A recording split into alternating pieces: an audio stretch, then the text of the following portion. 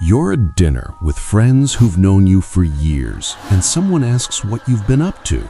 You pause because the real answer, the work you've been doing on yourself, the patterns you've identified, the behaviors you've changed, would sound insane to them. So you say something generic about work and hobbies. They nod, satisfied. You sit there knowing that the most significant thing happening in your life is completely invisible to the people closest to you. This is the tax of self-awareness nobody warns you about. The more you understand yourself, the less you fit with people who don't. And most people don't. Society sells self-awareness like it's the key to happiness, connection, and fulfillment. Know thyself and all doors open. Understand your mind and relationships improve. Do the inner work and watch your life transform. That's partially true, but here's what they don't tell you. Self-awareness doesn't just reveal who you are, it reveals who everyone else is. And once you see clearly, you can't unsee. The gap between you and those still operating on autopilot becomes unbridgeable. Most people live their entire lives without questioning their patterns. They react from conditioning, make decisions from programming, form relationships from wounds they don't know they have. And they're fine with it because everyone around them is doing the same thing. Then you start the work. Therapy, reflection, honest self-examination. You begin identifying your triggers, understanding your defense mechanisms, recognizing when you're operating from fear versus clarity. Your brain starts running on a different operating system. Meet David, who spent 2 years in intensive therapy unpacking his childhood trauma and attachment patterns. He learned why he chose emotionally unavailable partners, why he self-sabotaged success, why certain situations triggered disproportionate reactions. He thought this awareness would improve his relationships. Instead, it destroyed most of them. Because once David understood his patterns, he started seeing everyone else's patterns too, and he couldn't participate in unconscious dynamics anymore. His friends still made the same relationship mistakes on repeat, complained about the same problems without changing anything, operated from the same unexamined beliefs they'd held since adolescence. David couldn't pretend he didn't see it. When he tried to point it out gently, they got defensive. When he tried to engage at a deeper level, they called him intense. When he stopped engaging in their surface-level interactions, they stopped calling.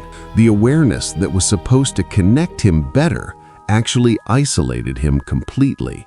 This is the psychology of consciousness levels. Your brain organizes around certain frameworks of understanding reality. When you fundamentally change those frameworks through self-awareness, you're no longer compatible with people operating in the old frameworks. Think of it like learning a new language. Once you're fluent in psychological awareness, conversations in unconscious behavior sound like gibberish. You can translate back and forth for a while, but it's exhausting. Eventually, you just want to speak your actual language with people who understand it. The problem is that most people never learn this language. They're content with the surface level because going deeper is uncomfortable, requires effort, demands change. Your choice to dive deep while they stay shallow creates a perception gap that feels like different realities. Consider Rachel, who realized her entire personality had been constructed to make her mother comfortable. She spent 30 years being agreeable, accommodating, never expressing needs or boundaries. Then she started therapy and began dismantling this false self. As Rachel became more authentic, more boundaried, more willing to disappoint people, her social circle imploded. Friends who'd loved old Rachel felt betrayed by the real one. Family members who'd benefited from her accommodation called her selfish. Her boyfriend left because he'd fallen for the performance, not the person. Rachel's self-awareness didn't make her difficult, it made her real. But real was incompatible with the roles everyone expected her to play. She had to choose between staying likable or staying authentic. Most people choose likable because the loneliness of authenticity is brutal. Here's the neuroscience. Self-awareness activates your prefrontal cortex, the part of your brain responsible for executive function, long-term planning, and impulse control. You start operating from this higher-order thinking instead of reactive emotional patterns. But most social bonding happens in the limbic system, emotional, reactive, unconscious. When you're processing interactions through your prefrontal cortex while others are processing through their amygdala, you're literally using different parts of your brain. The connection feels off because it is neurologically. You're analyzing the subtext while they're reacting to the text. You're aware of your contribution to dynamics while they're blaming externally. You're choosing responses while they're having automatic reactions. Different cognitive processes, different experiences of reality. Think about Marcus, who became aware of his tendency to people please and started setting boundaries. Simple stuff, saying no when he meant no, not overcommitting, being honest about his preferences. Basic self-respect behaviors. His friends called him changed, said he'd become cold, accused him of not caring anymore, because they'd been benefiting from his lack of boundaries. His awareness of his own patterns threatened their ability to exploit those patterns. They preferred unconscious Marcus, who said yes to everything. This is where self-awareness gets dark. You realize most relationships were based on your lack of boundaries, your unmet needs, your willingness to perform rather than be real. The connections you thought were deep were actually shallow agreements to stay unconscious together. When you break that agreement by becoming aware, people experience it as betrayal, not because you're doing anything to them, but because you're no longer participating in the unconscious dance. You're sitting down while everyone else is still performing, and your stillness makes them uncomfortable. The psychology of mirroring explains why this is so uncomfortable for others. When someone in a group becomes self-aware, their consciousness acts like a mirror, reflecting everyone else's unconsciousness. People don't want to see themselves that clearly, so they reject the mirror. You become a walking reminder of the work they're not doing. Your presence suggests that staying unconscious is a choice, not an inevitability. That's threatening to people who've built their entire identity around not looking too closely at themselves. Consider Nicole, who got sober and had to rebuild her entire social life, not because her friends were terrible people, but because their whole connection was based on shared avoidance. Drinking was how they bypassed real conversation, real feeling, real presence. Sober Nicole could see this clearly. She watched her friends use substances to tolerate each other, to numb discomfort, to avoid addressing actual problems in their lives. She couldn't participate anymore, and they couldn't understand why she'd want to feel everything when numbness was available. Her sobriety was a mirror showing them their own avoidance, so they stopped inviting her. Easier to exclude the conscious person than examine their own consciousness. Nicole's self-awareness cost her a decade of friendships that turned out to be built entirely on shared unconsciousness. The habits you develop through self-awareness separate you further. You start noticing your thoughts instead of believing them automatically. You pause before reacting. You question your motivations. You take responsibility for your emotional state. These habits sound healthy, and they are. But they're also incompatible with how most people operate. When you're aware of your mind's patterns, conversations with people who aren't become frustrating. They speak with absolute certainty about subjective interpretations. They react as if they're emotions or facts.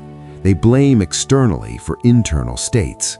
You used to do this too, but now you can see the mechanics behind it, and you can't unhear the sound of unconscious thinking once you've learned to recognize it. It's like listening to someone confidently explain a subject they know nothing about. Technically conversation, but substantively empty. Think about James, who did years of shadow work and became aware of his own manipulative tendencies. He learned to catch himself when he was being indirectly controlling, when he was playing victim to avoid responsibility, when he was using guilt to get his way. This awareness made him better, more honest, more direct, less manipulative, but it also made him hypersensitive to manipulation in others. He could spot emotional coercion, guilt-tripping, and passive aggression from miles away, and he saw it constantly in relationships everyone else considered normal.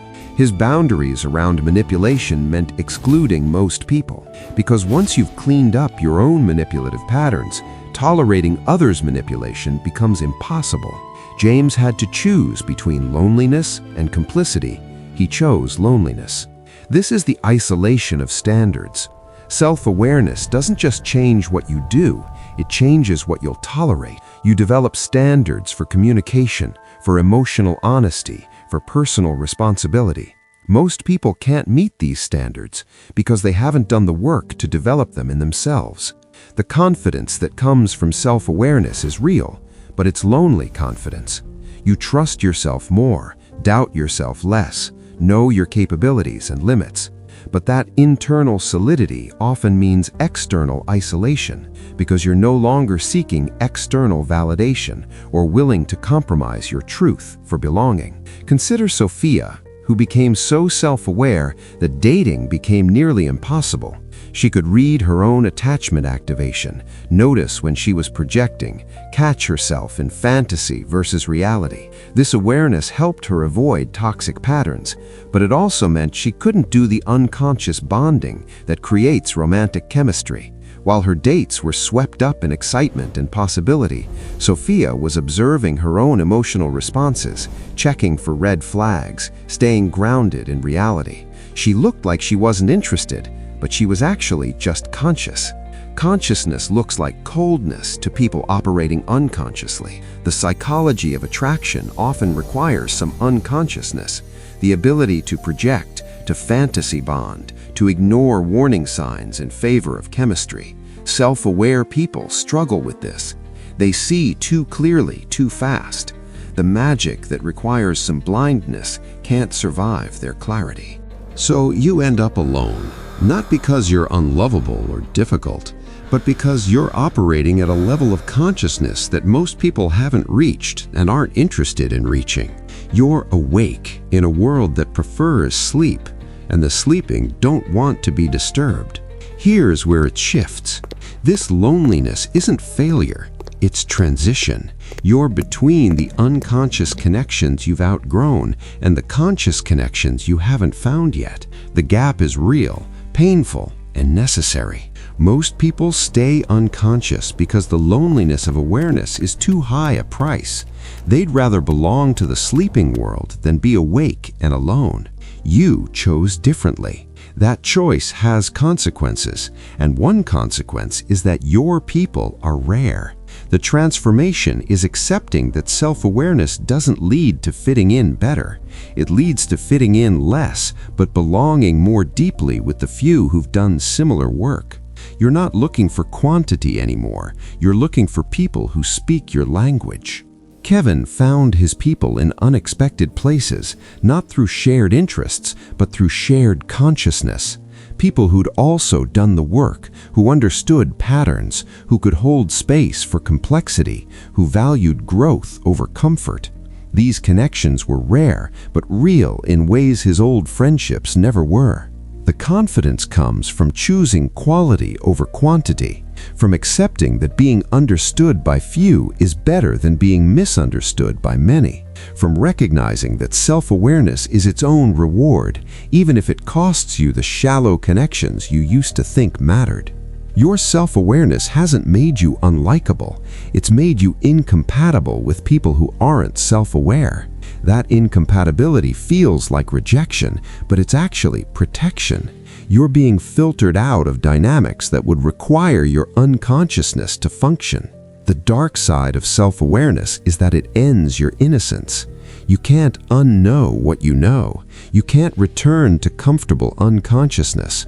You're permanently changed, and that change is often lonely. But the power is that you're no longer living by default. You're authoring your life from awareness rather than reacting from conditioning. That's freedom, even if freedom means standing alone more often than you'd like.